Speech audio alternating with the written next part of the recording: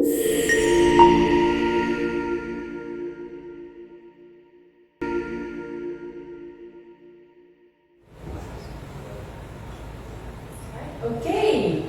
hello everyone, bom dia. This is the only Portuguese that I can speak. I'm sorry. So good morning. I hope you are doing well for this second day of COP. Everything is already crazy and overwhelming, but I guess you're having good sleep and that you're eating properly. So my name is Flore, and I have the honor to be moderating the event of today. I'm very happy to meet you all and to have all of you here in the room. So our event of the day, what's our program? Our program is to talk about ethics and faith for transforming community, national, and global climate action. I think that's a great program that we'll try to cover in 1 hour and a half. And before we begin, I'd like to thank the co-hosts of this side event. So this side event was organized by QUNO, Quaker's Earthcare Witness, Quakers in Britain, the Brahma Kumaris, and Morgera International. And today, we are actually going to build something together. Not like with bricks or with mortar or concrete, but actually with ideas, with values, with principles, and we're going to construct what we can say metaphorically ethical house together. Because what do we need for a strong house? We need strong foundations, good walls, strong pillars, a good protective roof, and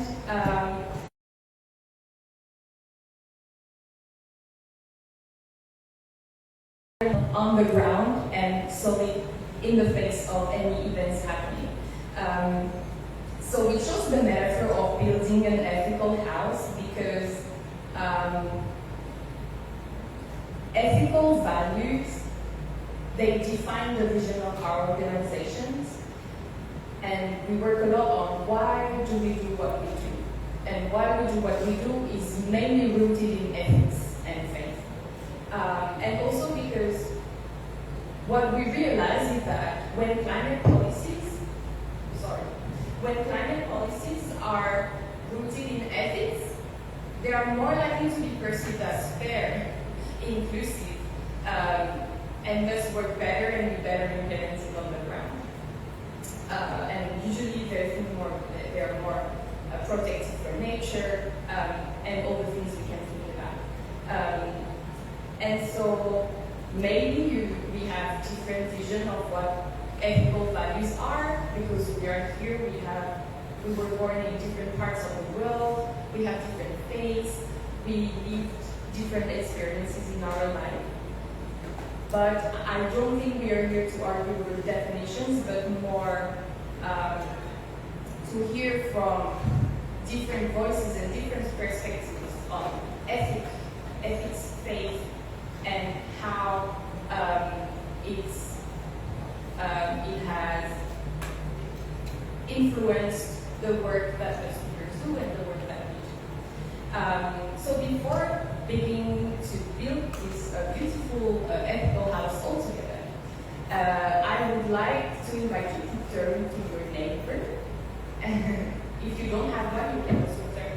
Neighbor can be in front, behind, left or right, you choose. And we'll have a 2-minute little discussion about how do you think ethical values can help create more successful climate policies? How do ethical values can help create more successful climate policies? So you can turn, I know maybe the person next to you is a stranger, but that's actually a very good, sorry for the ignorance, but that's a very good ice-breaking opportunity for you to know someone new. So you can turn around and pick a person and have a little 2-minute discussion around that. How can ethical values help create a more successful climate policies?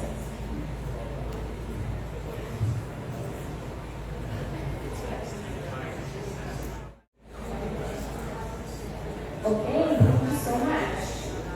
I'm sure that you're going to think that 2 minutes is not enough and that we would have spent the whole an hour and a half having dialogues around that question.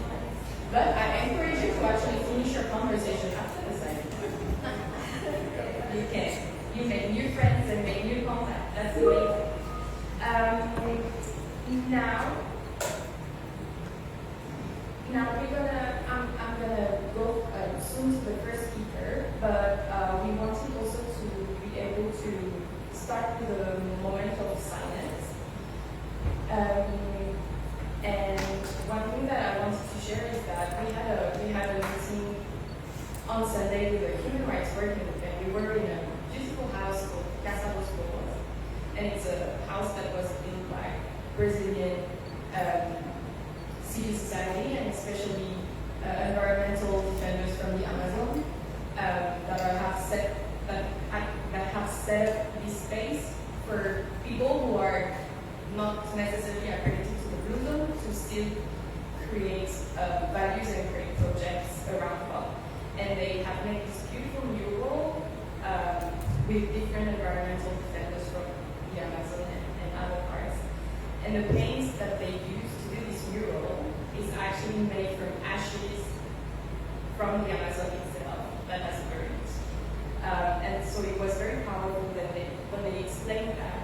And it brought us back to why we are here. And why we are here. The Amazon is still burning, indigenous people are still being oppressed and killed, and many other people on many sides of the planet are also being oppressed.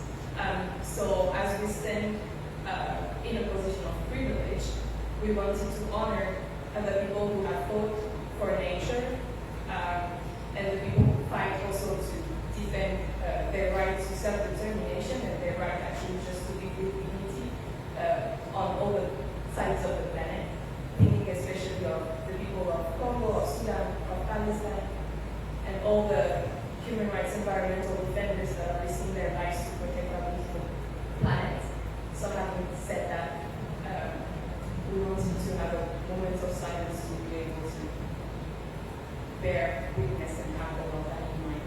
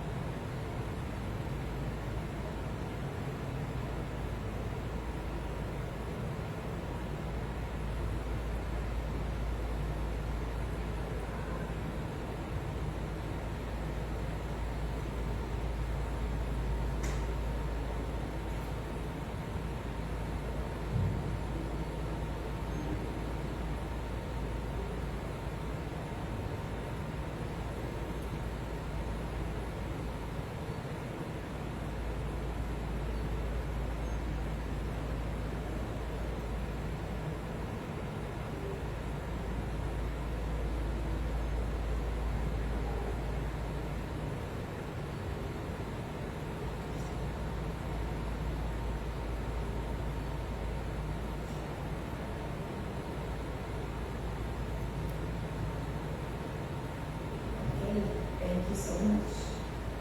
If it gets heavy, don't hesitate to take a deep breath. It can help. So we're going to start with the foundation. We said that we need strong foundation to build a solid ethical house. And the foundation of transformative climate action could be, should be, maybe, it depends on your own values, spiritual transformation and faith-based ethics. Because we can think about inner values inspire our change, internal change, bringing external change. And so we'll start with Sister Maureen, from the Sister Maureen movement, from the Brahma Kumaris, that will answer 2 questions, or answer the idea behind 2 questions that we wanted to ask.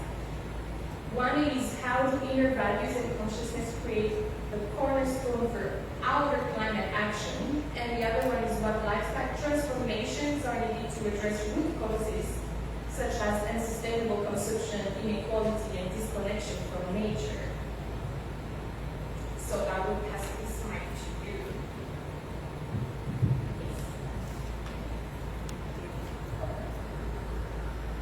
Thank you so much, and it's great, and it's a great, can you hear me okay?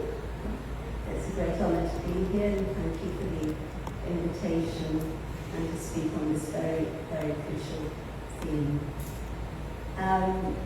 Thinking about buildings, I remembered that when we were building our main house in London, we were having problems with the elevations, the exterior.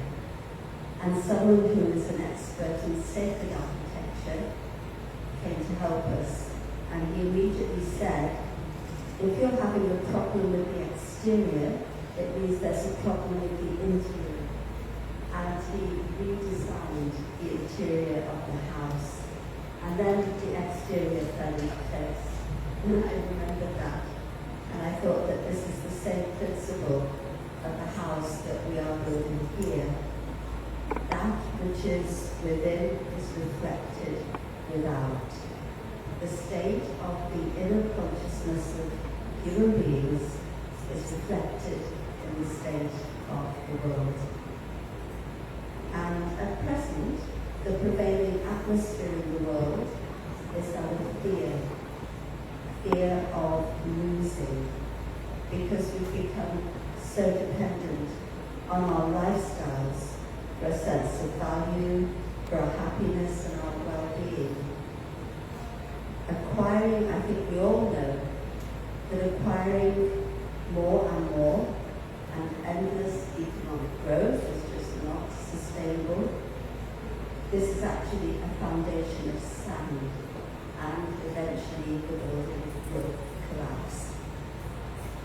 And we're actually at such a point of witnessing this with the environmental crisis. So, at its heart, this is a profound spiritual crisis. Returning to a spiritual sense of our self-value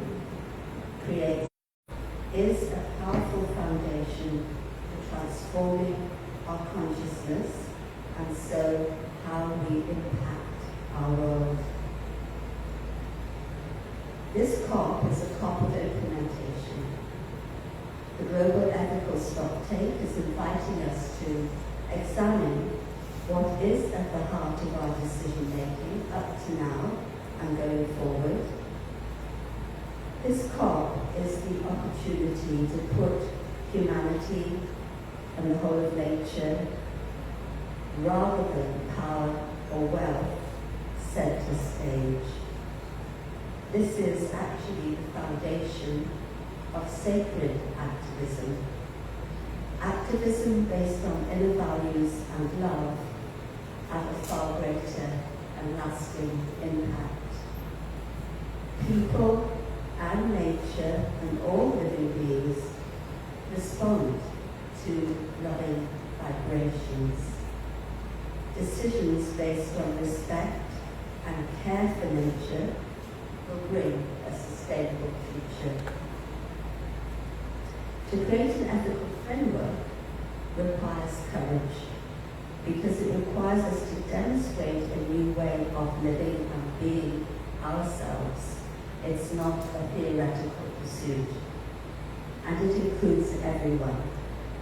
Going back to our building, when our spiritual leader was asked what she wanted it to look like, she said, I want it to look like a home for everyone.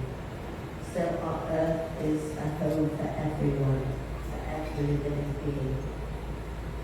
So an example how the spiritual trajectory can help us.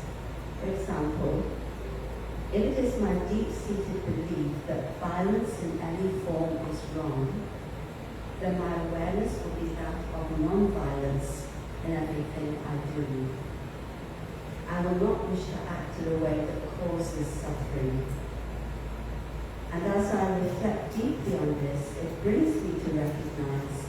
the inherent goodness that is present in all of us and that we need to now awaken. In my attitude, I will see all as belonging to one human family, and my connection with nature will be that of respect and care. My vision will be one of inclusiveness and belonging.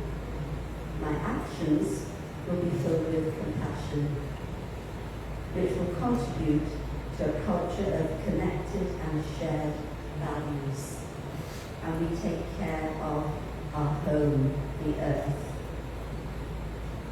And this will lead us to change many things. For example, considering our dietary habits, our consumption, and the meat and dairy industry is responsible for, I haven't got statistics to hand right now, but I think you all know how much they contribute to global warming. And it's not just carbon dioxide, it's methane, as you will be aware. And actually, 1 in 5 deaths are related to poor diet.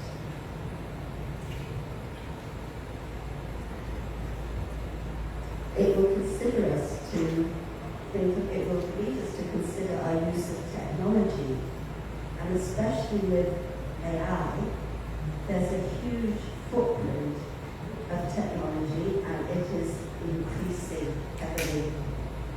And of course, phasing out fossil fuels, and for us to adopt the many renewable solutions that are there and are working and our research improving. So, just finally, it's time for us to keep the many promises that have been made so that everyone may have a life of quality, dignity, and sufficiency. Thank you.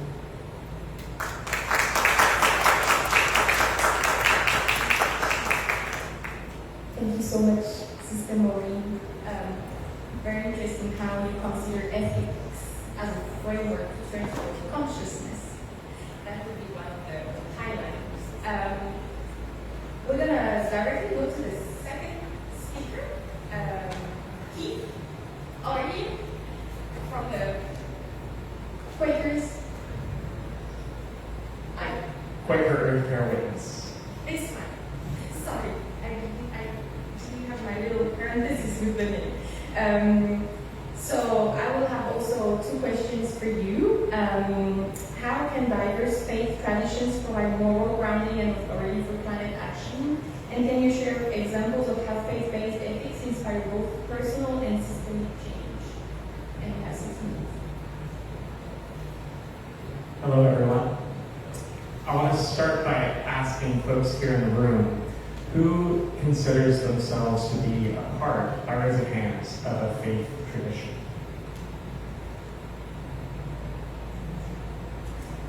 So I want to open with a different idea of what it means to be religious. I think we all, from our cultural upbringing, have some conception of that. But I think when we look at all faith traditions across the world, from Buddhism to Quakerism to Sikhism, the indigenous religions of the Amazon, a uniting factor, perhaps the uniting factor, is that religion involves devotion to a transcendental. It involves, in some way, the supplication or surrender of one's life to something that is vastly beyond our own lifetime, something that was there long before we were born and goes on after us long after we're gone.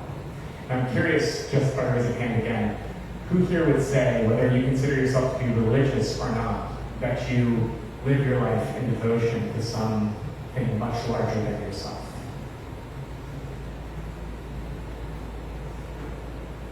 I've met many people who I'm going to define themselves as atheists that see themselves that way.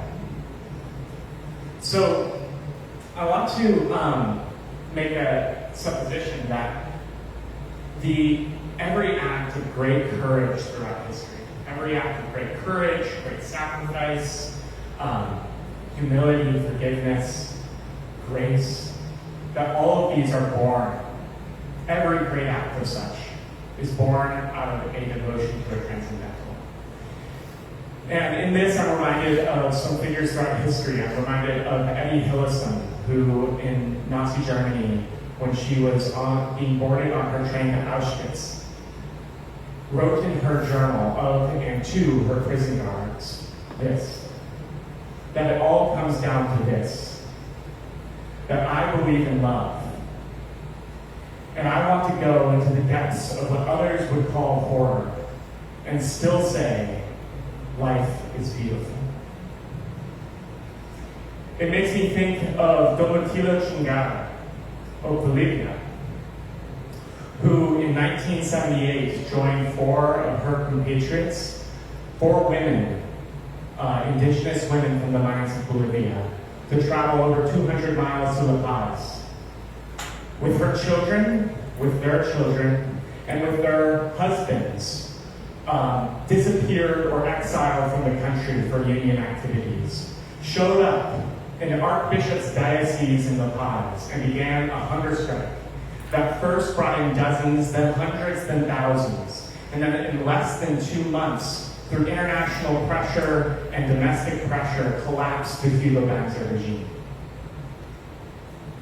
I'm reminded of Gandhi, of King, of Ongari Mapai, of Chico Mendes of the Amazon, and of Dorothy Day. So for me, this true religiosity leads to one thing. It leads to an indomitable will, a virtue that is resolute beyond ends, because that is what it means to be devoted to a transcendental, to have one's heart bent fiercely and unwaveringly towards love. We live in a time of great need for such courage. I live in the United States, and my heart shatters at the degree of betrayal that my country has inflicted upon the world in the way that it has divested itself from supporting climate finance, divested itself from and unactively undermined activities to move towards renewable energy and a just transition, and promoted fossil fuel interests around the world. This past year, Quaker Earthcare Witness worked together with our allies to try to protect the largest climate bill in U.S. history. And as I'm told, perhaps in world history, the U.S. does have a very large economy. That was being threatened by the Trump administration. This legislation would have kept over a gigaton of carbon a year out of the atmosphere by 2035. Hundreds of millions in the 2020s, gigatons by 2035. A gigaton of carbon per year, by the best available science, saves millions of lives over the course of this century.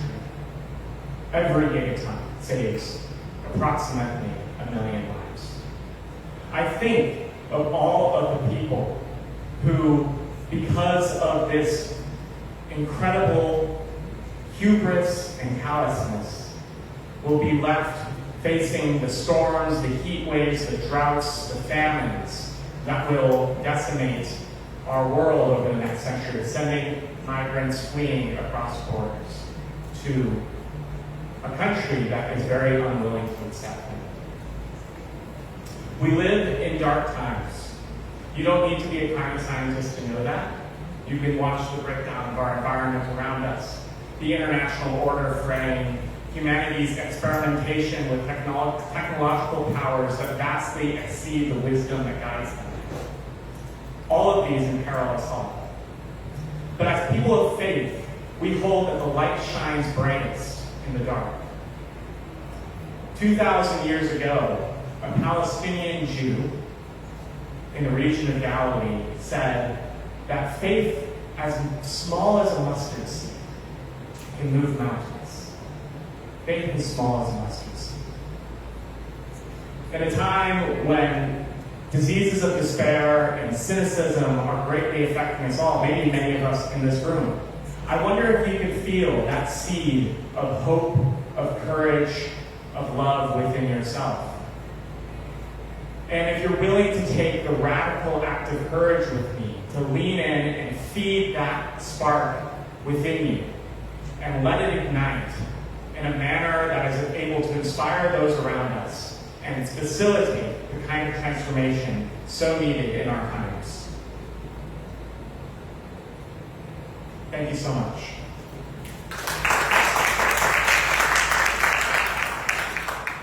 Thank you so much.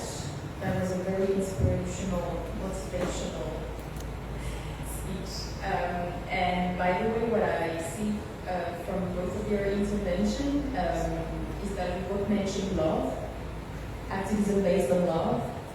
And I think that's something that we can all reflect on.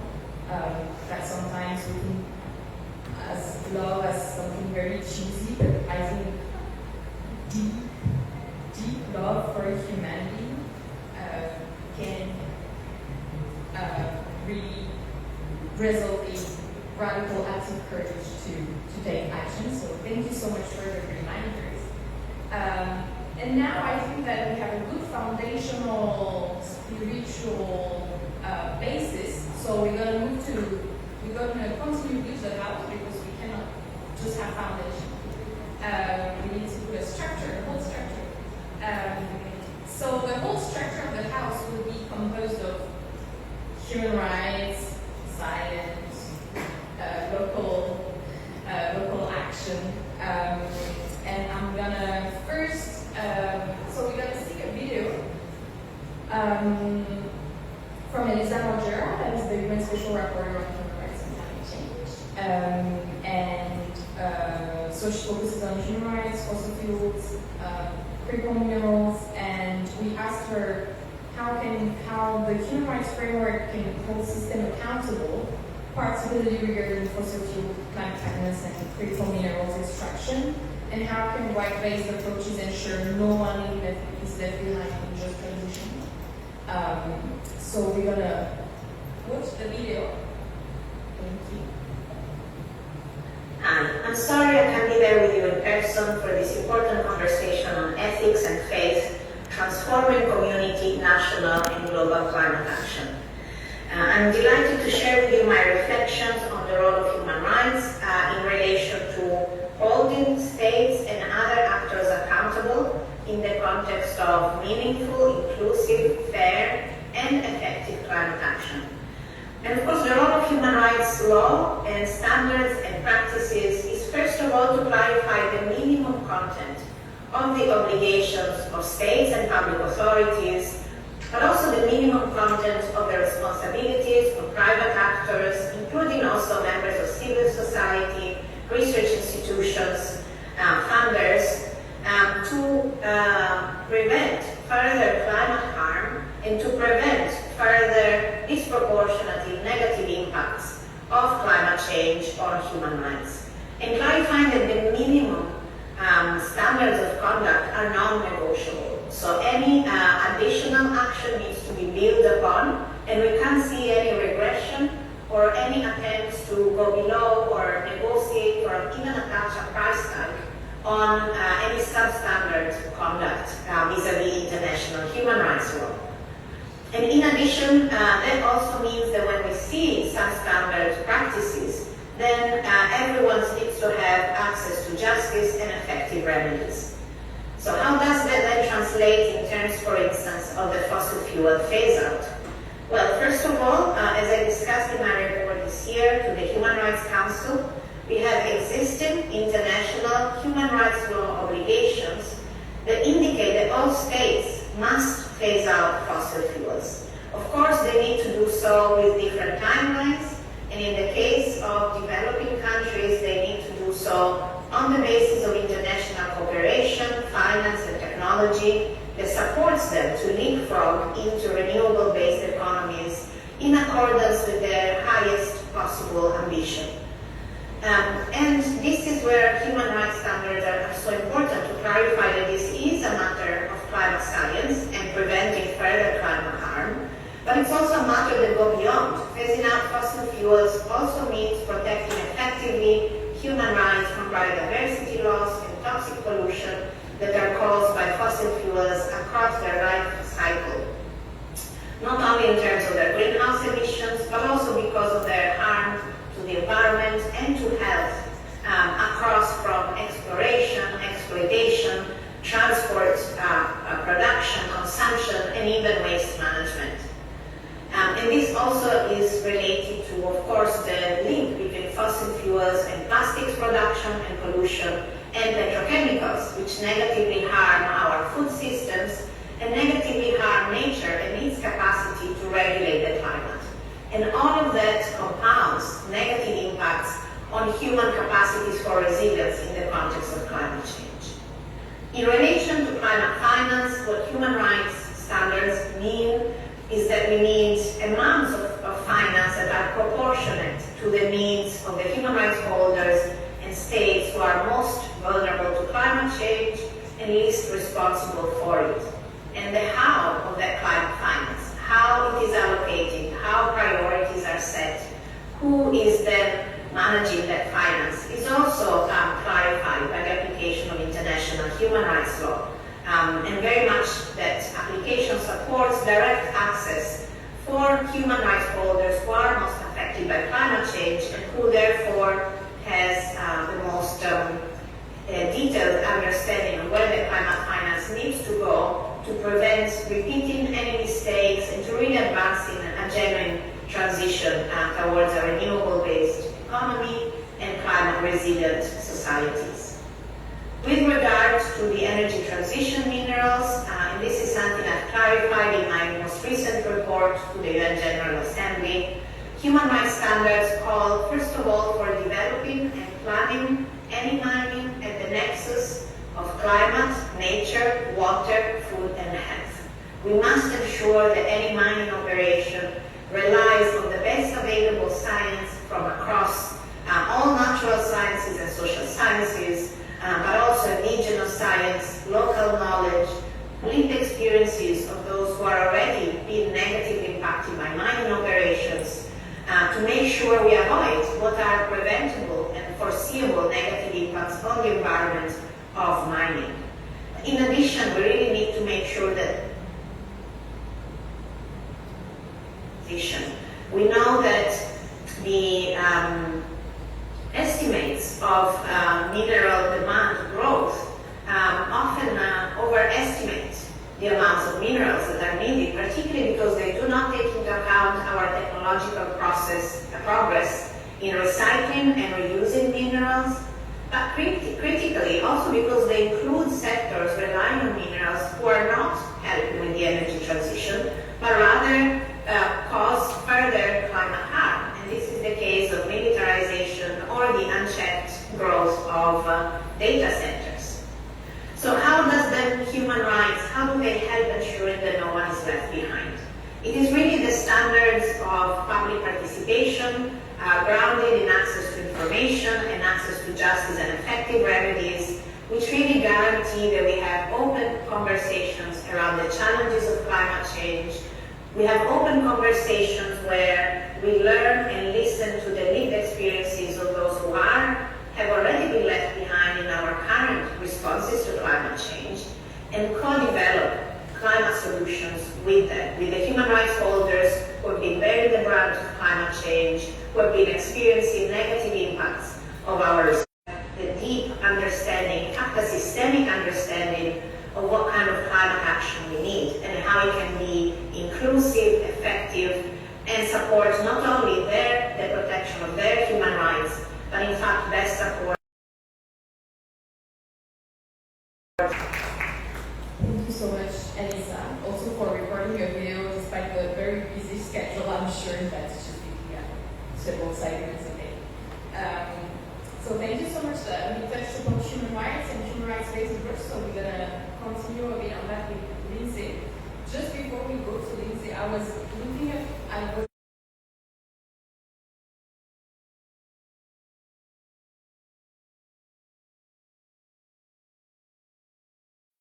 structural wall that supports the weight of the structure evolving, transferring the load to the foundation. Removing one without proper support can destabilize the building, so identifying them is crucial. I think human rights-based approach and human rights are a load-bearing wall of our ethical house.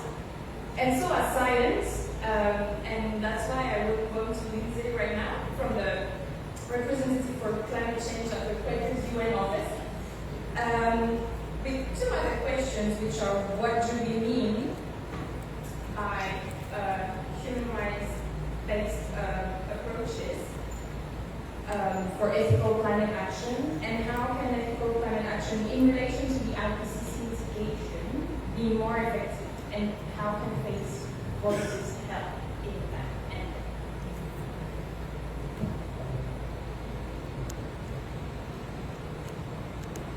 Thank you all. And I'm here as a bridge because Professor Deborah Roberts in South Africa, who is to come in virtually, who is an IPCC co-chair, we still don't have the technology here to bring her in. But the Quaker UN office, QUNO, is actually the only faith-based observer at the IPCC. And we were just in Lima.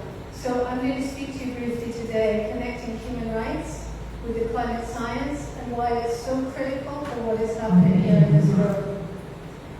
As Elisa said, human rights, we talk about human rights because they really are the language of what is at stake. What is at stake with our insufficient action on climate change, our insufficient action to transform our activities.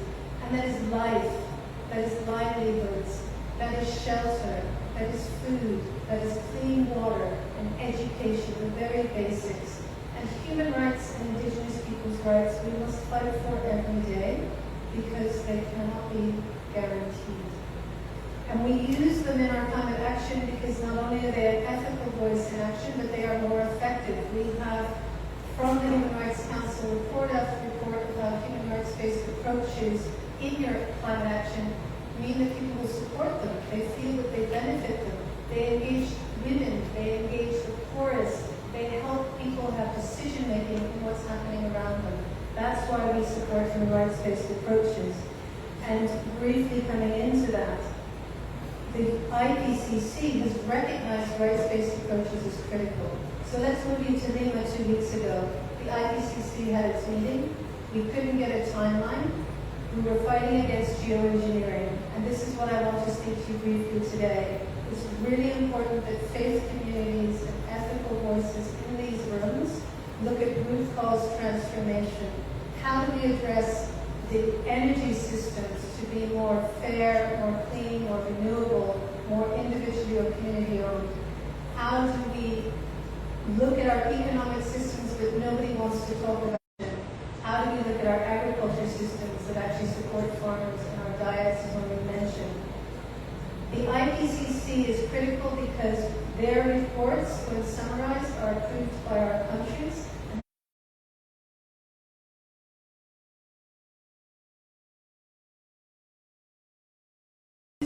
To weaken language and push through what we call technical fixes, what we call false solutions.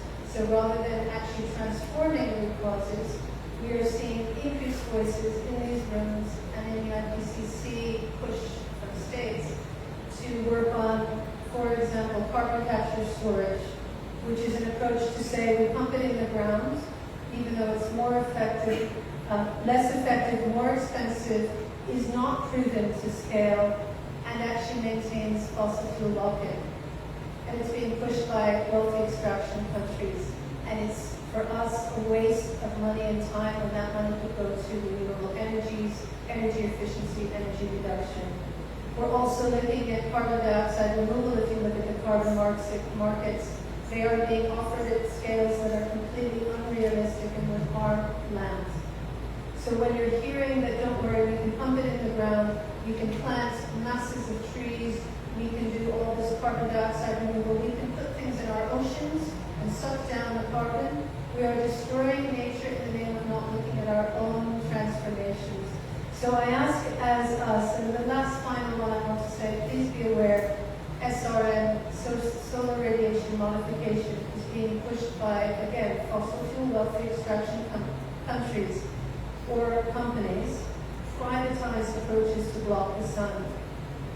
Can you imagine what we're trying to do in the name of actually transforming how we are and really giving our next generations healthy ways forward, renewable energies, clean water, land that's sustainable.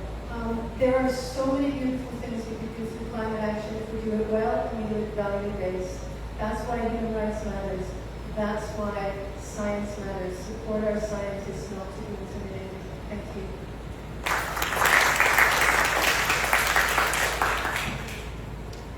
Thank you so much. I think we can, from your intervention, I just wrote down destroying nature in the name of not looking at our own transformation. I think this is something we can reflect on. And it's also the aspect of the erroneous idea of wanting to be more sustainable with the same rate of consumption. That is not possible. So how can really internal transformation happen so that we understand that it's a whole lifestyle that we have to change to actually protect nature. So thank you so much. And so now we have two remaining speakers, and now that we've looked at the foundation and that we have the load-bearing walls, we need a roof. If not, when it rains, it will be complicated. And actually, when talking about roof, we can think about the metaphor of frontline communities. They're the ones facing the winds and the rains and the storms to actually keep the whole planet safe and protected. And so we're going to look into local action from an Amazon perspective and also look at frontline communities with a seeds perspective. So I'm going to go first to Juan Carlos dos Santos Jr. From the Soka Amazon Institute. And so I also have two questions for you. One is, what does ethical transformation climate action, what does ethical and transformative climate action look like from an Amazon perspective? And how can the protection of the Amazon connect local community action to global climate responsibility?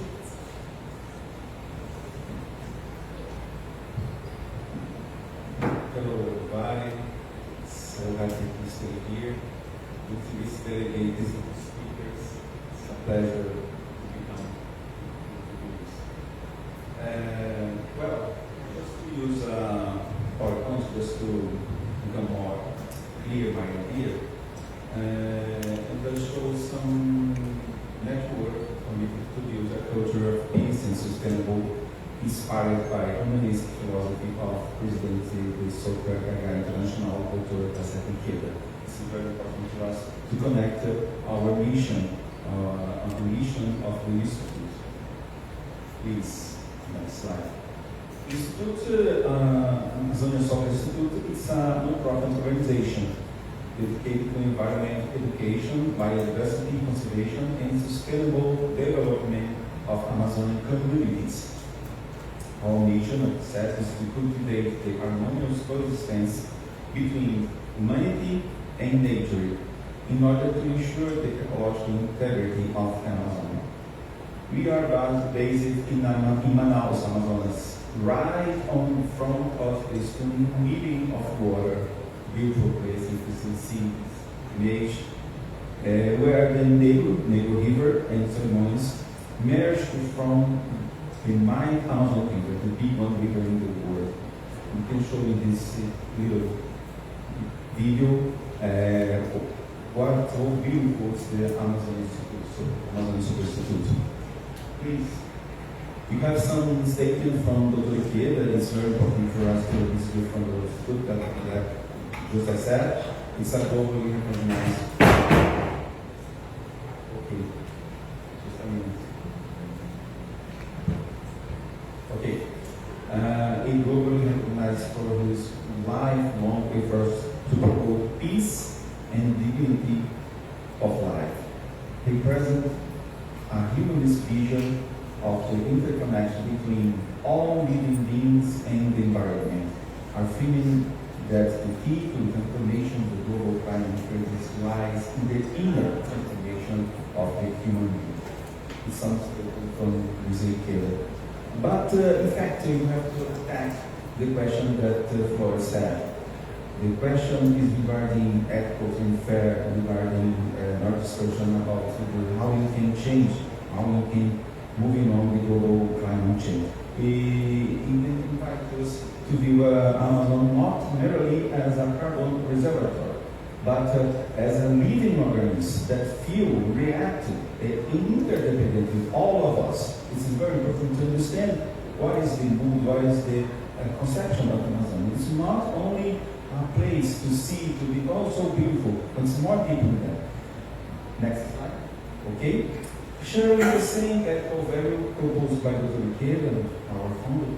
The Institute is affiliated with the Earth Charter International, a global document that articulates ethical principles for building a just, sustainable, and peaceful society as an ethical compass. If you can look for the Earth Charter International on the internet, but you can just put 4 pillars just to guide this discussion. The first pillar is the respect and care for the community of life. The ecology integrity are connected with this panel, social and economic justice, and not them, but important part is democracy, no violence, and peace. With this pillar, you can describe all these ethical compass that the Socrates Amazon Institute grow and become very strong to achieve your goals regarding education, regarding environmental education. Okay, go ahead. Exactly this point that I said among our main initiative in environmental education in no formal territory. It's very important. Normally you can see environmental education regarding a class, regarding a teacher, but it's not only this idea. It's you have to become more deep, more, how can I say, intensive in the, you can have this opportunity to find students, teachers, just to renew the relationship between people and forest. Over the years, the environmental education has welcomed more than 20,000 vulnerable students. Means that you are focused on the vulnerability. Exactly this point where the humanity has huge, huge impact. The vulnerability students are the we are focused on, because it's more important to access. These guys need to access this ethical compass. We are dedicated to have today here Rebecca Soares. Please, Rebecca, say hello. Rebecca Soares, who wants to participate in this program as a student. He now is a biologist and member of our team. It's so kindness with this program that Rebecca is taking. It's an example. Next slide. Connect a local community action to global climate responsibility. Responsibility is the part of our, everybody here, everybody in the world. Responsibility but you can use, let's say, an instrument. Let's just set the system here. You have the global ecosystem page. Exactly this network is an instrument to hear what the community said, thinking, what your thoughts, what you're feeling. We use these instruments last year in Carreiro da Vaz. Carreiro da Vaz is a rural community. We have a school there, fundamental and junior high school, that we can bring, you can use this methodology, the global ecosystem page, just to hear what the community think. This weekend, we can gather 59 participants, including representatives from the local companies, public officials, educators, students, indigenous peoples, and volunteers. This opportunity to encourage the collective reflection on ethics, the environment, and the climate responsibility to the 5 guiding questions that we use in these forums. Here in COP30, you can visit and learn more about this initiative and the global ethics page outside here. You can inspire your action from around the world with a lot of experience that you can check and look for your can put in practice. Okay, just to conclude, I want to say that it's not not only to say about what was you doing, but what we will doing. We will hold a training course for 20 teachers from the local community, exactly to moving on this global ethical restoration outcome. We expect to see the initiative growing significantly by August 2026, when 1,200 children will be participating in initiatives in Manaus and Ghetti. That said, that is not stop here. That said, we have to have consistent action, create responsibility in the course during this period, and we have this opportunity to connect with young and the people that connect with this environment question. My conclusion, I want to show you a phrase of Rapporteur teaching us that they use the true revolution to confront the climate crisis, and this is the human revolution. This is life is a change. All things are related. When any link is harmed, the other links are affected. We should think of the environment as our mother soil, mother sea, mother earth. This is no crime worth that harming is one small. Thank you a lot for this opportunity. I'm so happy to see you.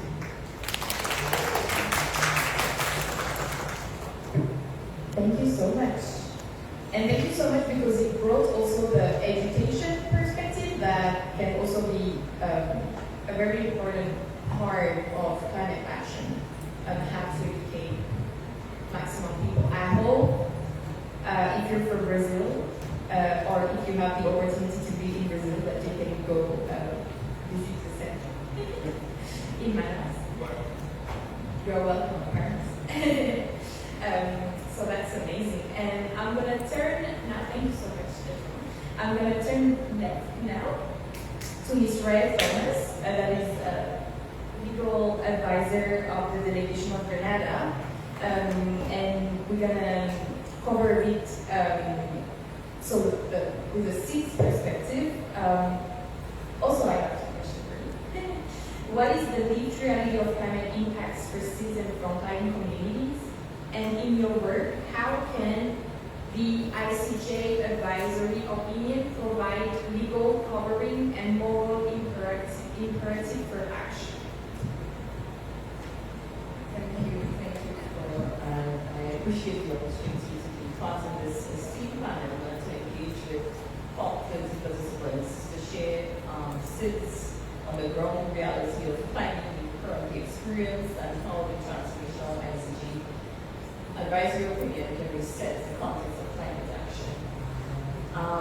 I am from Grenada, a small island developing state in the Caribbean. And to use the metaphor that we've been using throughout the discussion, SIDS, like Grenada, would probably be a small window in the attic or the basement. Either way, we are on the forefront. So we feel the brunt of the effects of climate change.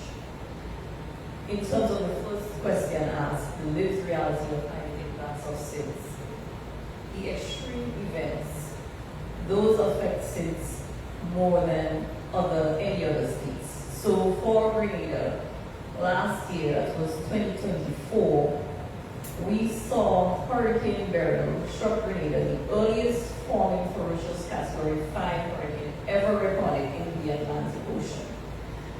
Beryl rapidly intensified from a tropical depression to a major hurricane in less than 2 days, devastating the other island which forms part of Grenada, Caribbean, and causing damage to the northern parts of Grenada as well. This happens almost every day, if not to your states, but probably to your neighbors. If you're paying attention to the news, you saw what happened to Jamaica 2 weeks ago. A few years ago, it was Dominica.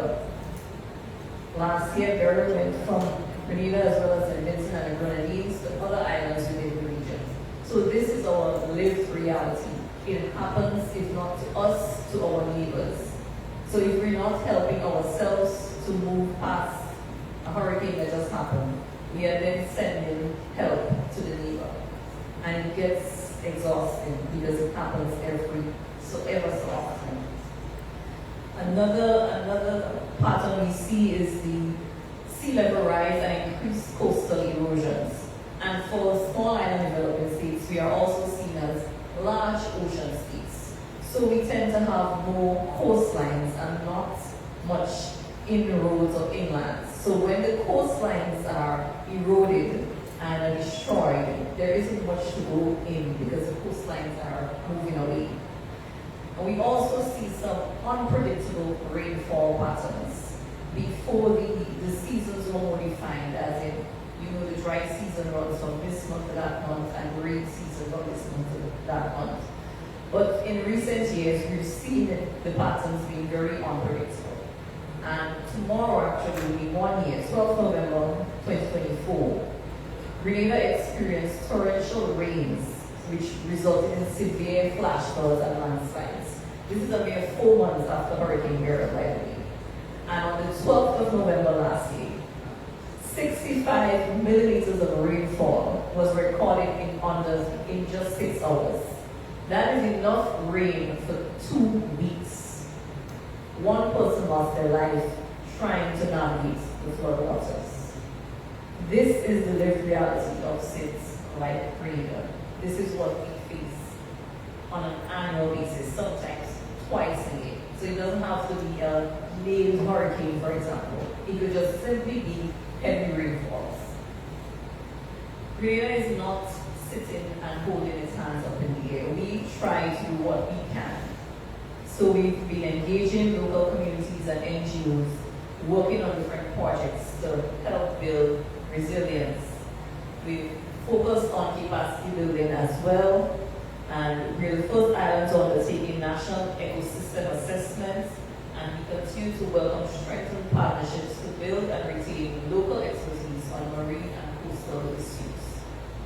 I will turn now to the International Court of Justice ICJ advisory opinion, and how can the advisory opinion provide legal covering and moral imperative for action. The ICJ resolution was passed, the advisory opinion was passed in March 2023 without a vote by the General Assembly UN member states. And even though we had separate opinion of judges, the main advisory opinion was also delivered by consensus of all the opposing judges. We saw 96 states participating in the oral proceedings, and that was a record for advisory opinion before the ICJ. So that is significant moral weight. It would be a travesty now to say that the court's ruling carries no significant weight. It was the first time for Grenada as well as other small island developing states appearing before the ICJ as well. So it was groundbreaking.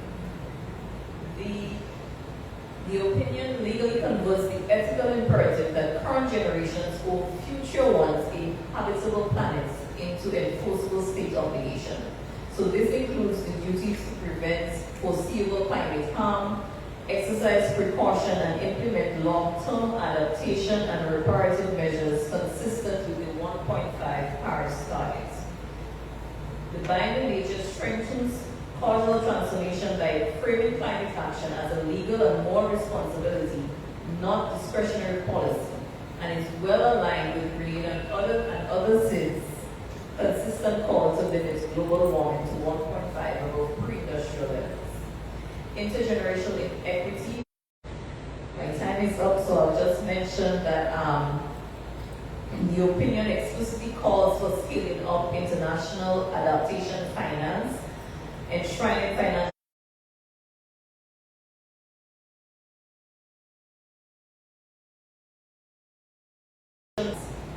The ICJ also invoked Article 1 of the UN Charter, that is the need to maintain international peace and security and to achieve international cooperation in solving international problems of an economic, social, cultural, and humanitarian character. Thank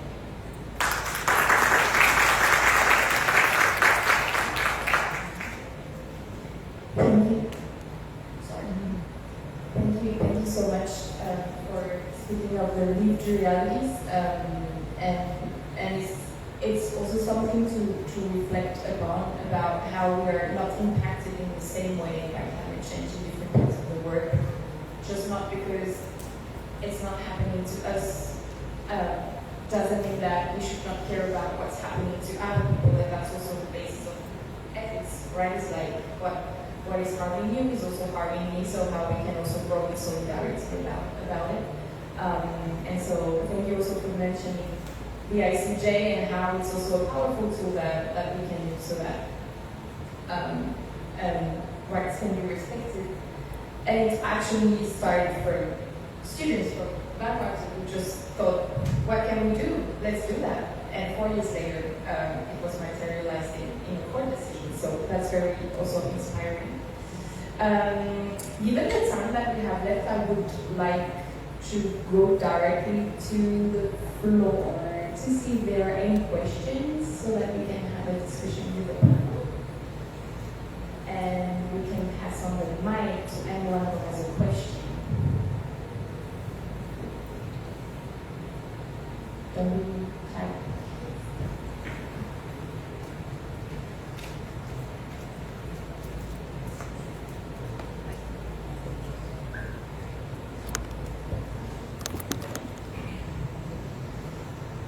Thank you. I am Maureen from International, and I am working here in São Paulo and living in São Paulo and connected to a Center for Human Rights and Popular Education. So one of my concerns is, no, first, thank you for your inspiring sharing. And it's what comes to me as, oh yes, we are brothers and sisters in the same mission, and I call it as Catholics. So as a Catholic organization also. So my concern is that we have so much information. We know about the consequences of our lifestyle. So for me, I wonder is how can we do or which kind of consciousness is necessary that it leads us to attitudes and new culture. Because it's not information. So what are we missing? That our informations, we make steps for a new culture. This is the present concern. And the second concern is, how can we, the economics, humanity, or mostly we are moved by numbers of economy. So for me the question is, how can we touch the economies in a way that this increasing economy is killing us? So how connect economy with this view of ethic and faith in humanity and nature? Good question. Who would like to take that question? Lindsey?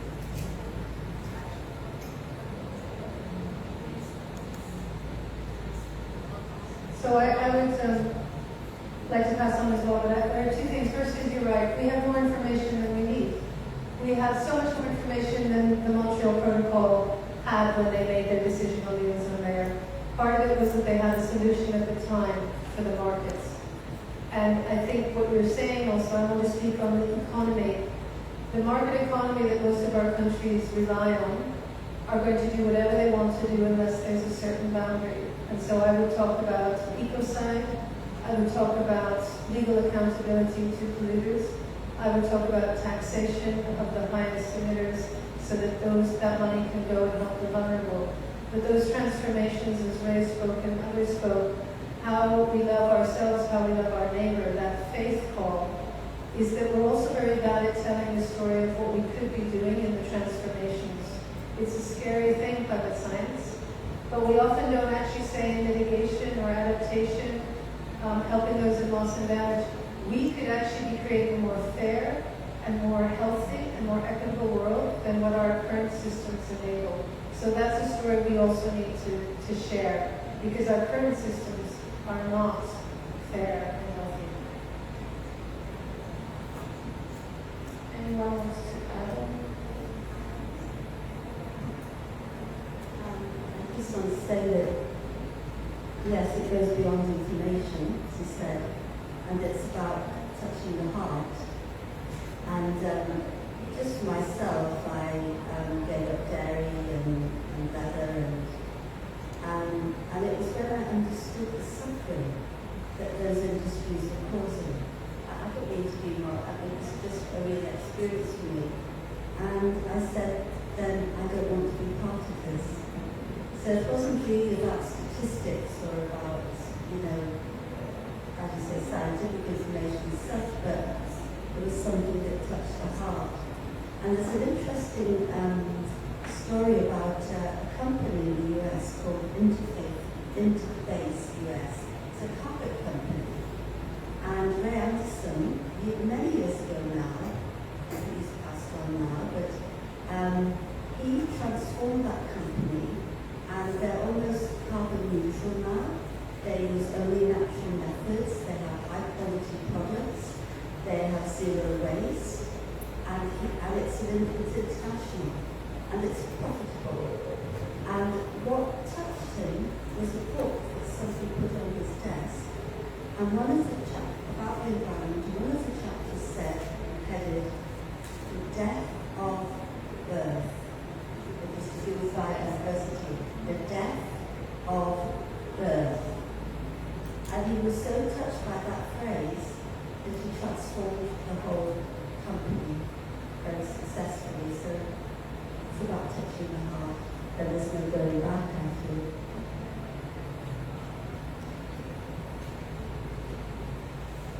Yeah, I just want to add that I think we're not just facing this crisis of information where the sheer volume of information, I think, exceeds what we evolved to comprehend.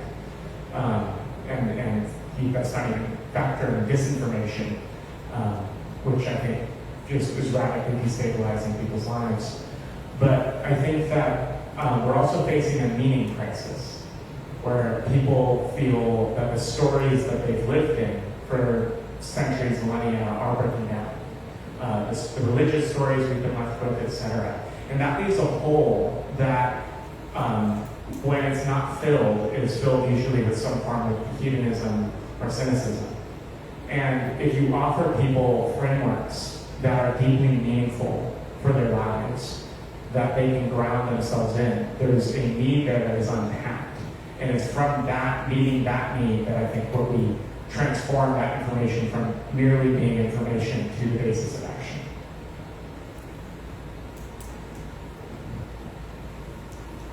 Good questions. Thank you a lot for this. First of all, information, but what is the quality of this information? Yes? What is the trueness of information? For me, information without experience doesn't make sense, because information, you can Google it, you can check on the mobile, but experience not. For us, for my social institute, most part of discussion start after the experience. When you're deep in the experience, you can, I'm going to say, explain more what you feel, what you think, what you can do together. So first of all, in my experience, I can say, we need to have a good experience to change, to actually change. Second, towards the economy, change the economy. I have a belief. I believe that we have to improve the bioeconomy. Exactly in Amazonia, it's a strong point. But what is bioeconomy? It's the economy that arises from the culture, the needs. For example, ecotourism, or tourism based on communities, or handcraft based on indigenous culture. Depends on this discussion, but you have to discuss first of all, and then after that you have to touch the market, but not start by the market only. But to hear what the community think, thoughts, the idea, and connect. Create like a hub to connect something, like this opportunity to connect with this audience here. You can create, but first of all, you have to have experience. After that, you have to know what the thoughts, what's going to rise on top after that.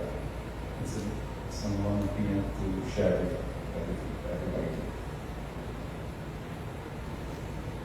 I just wanted to add that the information might be there, but may not be accessible to everyone. So after the information is attained, I believe education steps in. It has to reach everyone. The same knowledge is key, but the use of knowledge is very important. And if we start educating from a very young age, then everyone becomes more aware of what is happening, and then more action can be taken after the information has been processed. Thank you. Another question? Yes?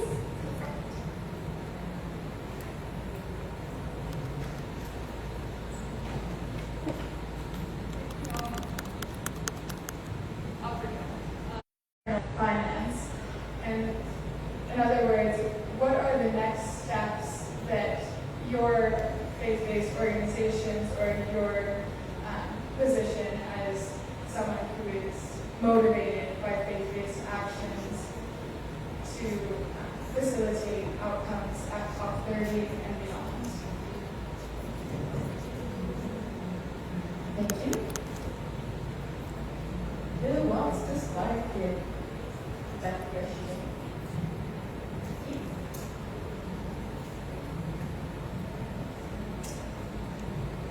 Well, I think there are many different approaches, and maybe there's an underlying philosophy of that approach that I think is seeks to build unity beyond the divisions that divide us. Because even within our religious traditions, we have a great deal of diversity and often a lack of unity.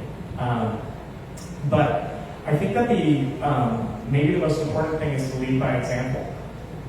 And personally, I think that the use of hunger strikes or fasts is underutilized by political movements today. And I think that a close study of the historical record on hunger strikes and fasts shows, like the example I gave earlier, that these strikes and fasts, when well designed, can facilitate change at a massive level compared to the numbers of people involved in it. And all it requires is a bit of smart planning and a great deal of courage and spiritual groundedness that is able to connect with a much larger group of people and motivate in a way that I think is desperately needed at this time. So that's an approach that I'm personally considering quite a bit, and that I would encourage others to do.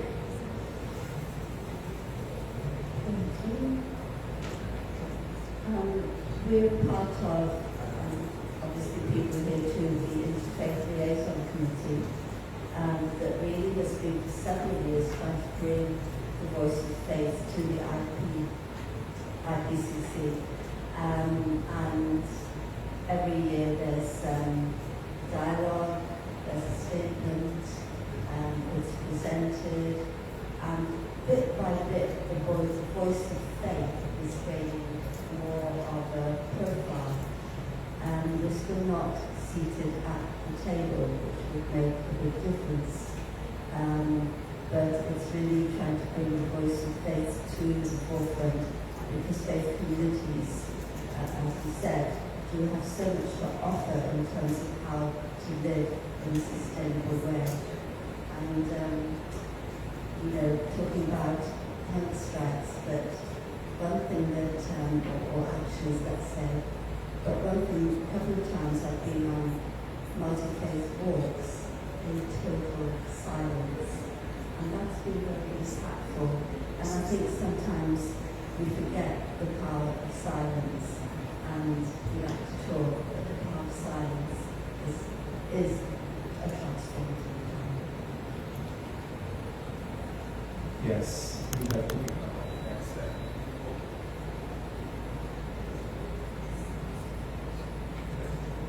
There's a thing about the next step. But we have the power here in this room. You can't touch the next heart. You can't touch the next person. You can't touch your spirituality. Especially youth. Especially youth. I believe so that, and by the value education, you can impact the society. And it's not so easy, okay, but you can do it. Just to exit this room and become strong, one voice, and go ahead. Okay,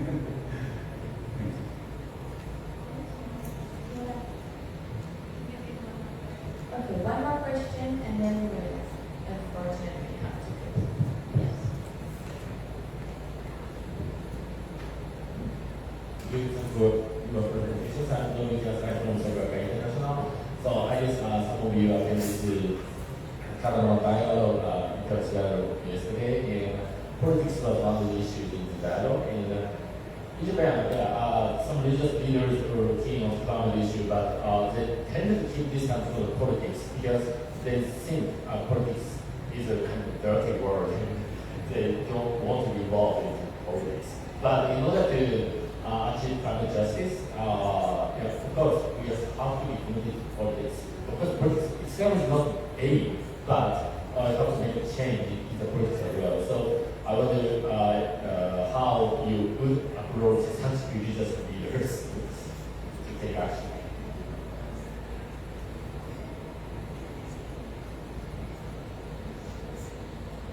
One of the strengths of the faith voices here in this room, and that means anyone. You could be a negotiator, you could be CSO, you could be the UN, whoever you are, is that there is a care for humanity, and there is something above politics. So at QUNO, when we bring negotiators together off the record, we do something called quiet diplomacy with all the groups together. There is a sense of, as Ray said, we are the trustees. The ICJ are talking about the trustees. How can we find a space where we speak for humanity? I think faith voices can say that. So to answer your question from my side, we need to engage with the politics, but we need to do that in a way that's also speaking for humanity, because the politics can get so stuck on I'm right or wrong. To this point of how are we representing all our neighbors, and how do we move beyond that? And I think our faith voices, whomever we are, whatever role we have here, can help us bridge. And we need to get involved, and our faith communities need to be more courageous to get involved beyond the politics.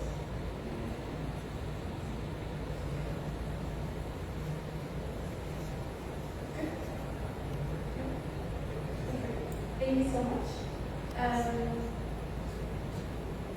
I think we're good. We'll stop there. Does anyone want to give a concluding sentence or remarks or add anything from the panel? Let's continue to build a house together, the ethical house. And thank you for being here.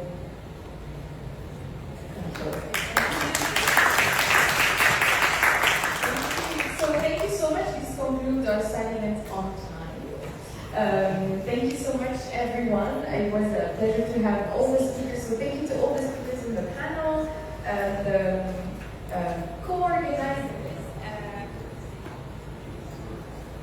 That's what's here. Thank you so much. I think now we have all the elements to build our own ethical houses where we are and where we work. Maybe some of the speakers have time to stick around if you have any more questions or you want to connect. And we'll take a picture. And thank you so much, everyone, and have a great lunch or activity, whatever you do. But don't forget to get lunch. Thank you so much.